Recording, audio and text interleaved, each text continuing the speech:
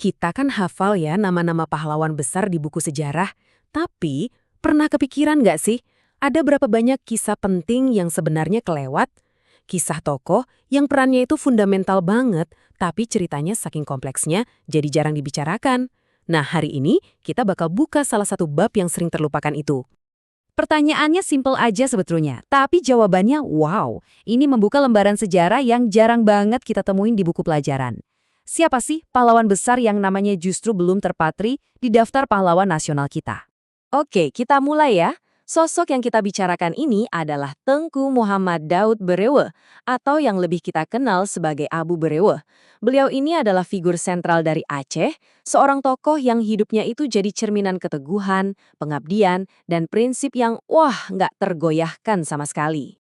Nah, biar kita benar-benar paham siapa Abu Berewe, kita harus ngerti dulu identitas intinya, ulama pejuang. Ini tuh bukan cuma gabungan dua kata biasa loh. Beliau itu seorang alim ulama dengan ilmu yang mendalam, tapi di saat yang sama, beliau juga pejuang yang gigih di garis depan. Dua peran ini tuh nyatu, dan inilah yang membentuk seluruh jalan hidupnya. Oke, sekarang kita lihat kontribusinya yang luar biasa banget di awal kemerdekaan. Jauh sebelum ada konflik atau beda pandangan, Abu Berewe ini adalah salah satu patriot terdepan yang dimiliki bangsa ini.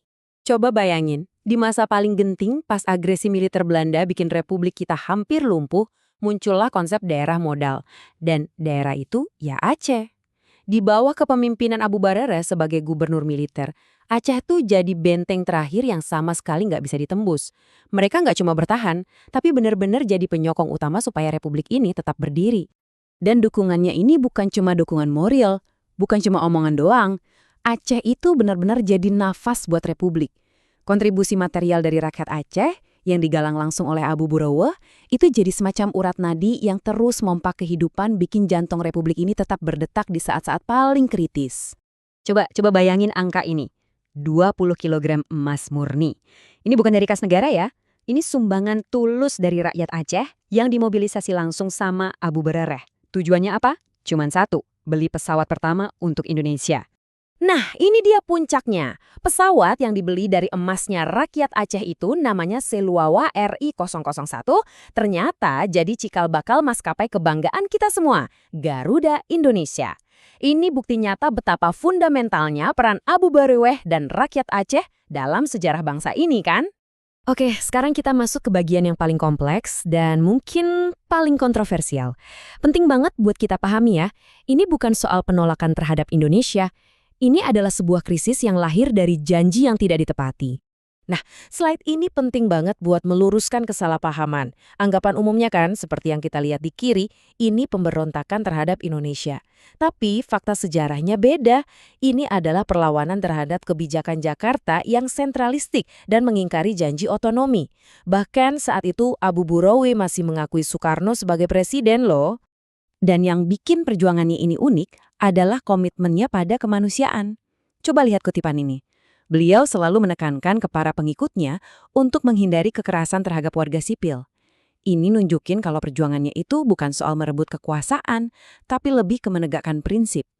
Nah, setelah perjuangan bertahun-tahun, ceritanya bergeser nih menuju sebuah resolusi. Di sini kita bakal lihat gimana keputusannya untuk berdamai itu bukan sebuah kekalahan, tapi justru tindakan puncak dari seorang negarawan sejati. Proses damainya ini nggak instan loh. Coba kita lihat lini masanya. Dimulai dari rekonsiliasi simbolis di tahun 1957, terus puncaknya di Musyawarah Kerukunan Rakyat Aceh tahun 1962 yang secara resmi mengakhiri konflik, dan setelah itu semua, beliau nggak minta jabatan apa-apa. Beliau kembali ke akarnya, jadi seorang guru dan pendakwah. Jadi, ini poin yang paling penting ya. Memilih jalan damai itu bukan berarti kalah, tapi justru sebuah kemenangan besar. Kemenangan bagi akal sehat, kemenangan bagi persatuan bangsa, dan ini pelajaran yang luar biasa banget tentang kedewasaan dalam berpolitik. Terus, kenapa sih kita bahas ini semua sekarang? Kenapa warisan beliau ini begitu relevan sampai layak diangkat jadi pahlawan nasional? Nah, ayo kita rangkum argumen-argumen kuncinya. Jadi, ada 4 argumen kunci nih. Pertama, untuk mengakui kontribusi fundamentalnya di masa revolusi. Kedua, untuk meneladani sikap negarawannya yang lebih memilih dialog daripada pertumpahan darah. Ketiga, ini langkah penting banget untuk rekonsiliasi sejarah antara Aceh dan pemerintah pusat. Dan yang terakhir, di tengah krisis keteladanan sekarang, integritas dan kesederhanaan hidupnya itu inspirasi yang kita semua butuhkan. Oke, kita tutup bahasan ini dengan sebuah kalimat yang benar-benar merangkum filosofi hidupnya. Kisah Abu Baroeh ini meninggalkan satu pertanyaan penting buat kita renungin bareng-bareng. Apa sih ukuran seorang pemimpin sejati itu? Mungkin jawabannya bukan pada harta atau jabatan, tapi pada pengabdian tanpa pamrih. Sebuah warisan luar biasa yang ia tinggalkan untuk kita semua.